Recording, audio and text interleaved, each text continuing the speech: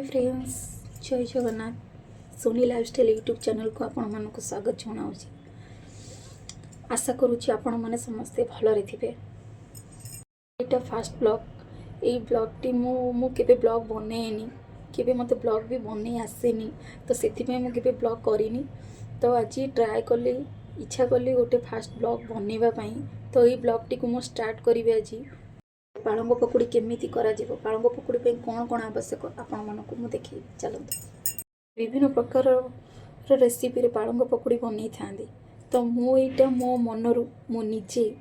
पालंग पकुड़ी प्रस्तुति करी आपण मानक देखी मु मो मनरू केमिति पालंग पकुड़ी करी तो आपण माने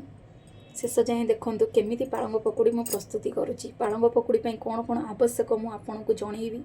पालंग पकुड़ी भी केमिति करा जाए मुझे आपको जनइबी यहाँ मो मनरू करी जदि आपण मानक भल लगे तो लास्ट पर्यटन आप देखी सारंतु जदि आपण मानक भल लगे तो आपण मैंने लाइक सब्सक्राइब कमेंट करेंगे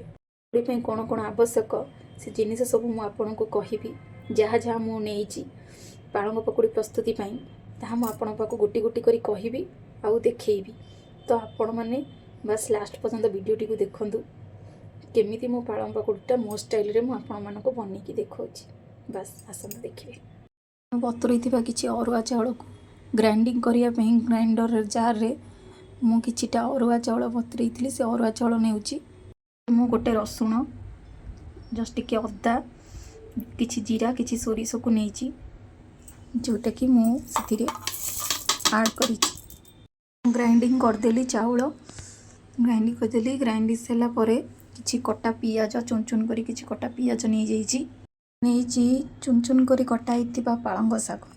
चाउल रे आमे स्वाद अनुसार लुण दबा टिके हळदी शाग खाइबे से अनुसार लंका गुंड नहीं पारिबे के लंका गुंड से आण रे मिक्स कर दबा पियाज रखिथिबा कटा पालंग शाग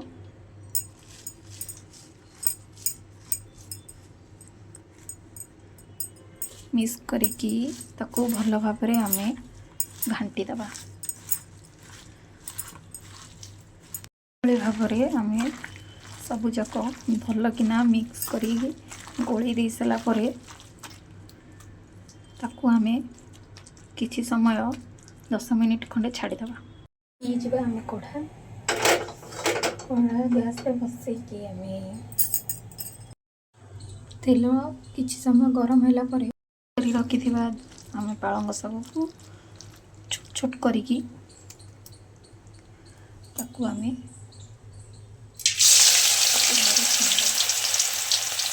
छोट छोट करी आमे ताकू भल से